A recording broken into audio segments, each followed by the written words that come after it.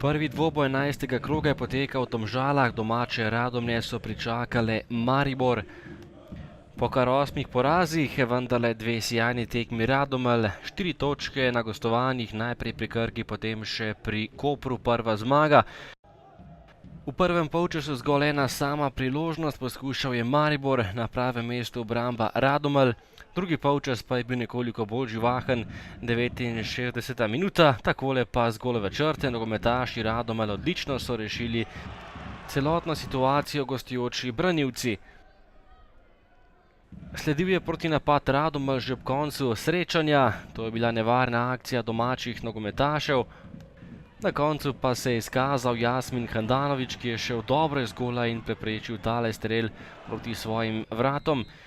Maribor je poskušal po prekinitvi, prostih strel Dareta Vršiča je bil to, in potem še ob koncu tekme Marko Šuler, predložek Vršiča, najlepša akcija za Maribor, ampak to je bil tudi prepovedan položaj in gol vsekakor ne bi veljal. Priložnosti ni bilo veliko, na koncu remi brez golov, Radomlje Maribor 0:0, presenečenje tokrat v Domžalah.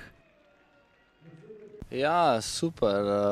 Tekma je bila zelo čvrsta, od prve minute smo delali taktično obrambno, kakor se je trener rekel, garderobi veliko šans niso imeli, praktično ne vem, če je bila ena dobra šansa, cela ekipa je igrala v obrambi in hvala Bogu, zasluženo točka v Domžalah. Ja, to bi se zelo težko strinjal, da so nam Radomlje povzročali težave, sploh zaradi razloga, ker Radomlje je udarilo enkrat na gol, mislim, da skozi celo tekmo, je pa dejstvo, da so odlično branili.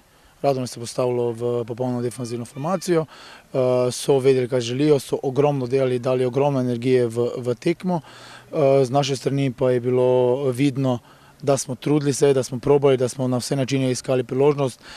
Vemo, da so Radomlje izbile iz črte, da so imeli v prvem polčasu 2-3 po priložnosti, ampak enostavno imamo točko več.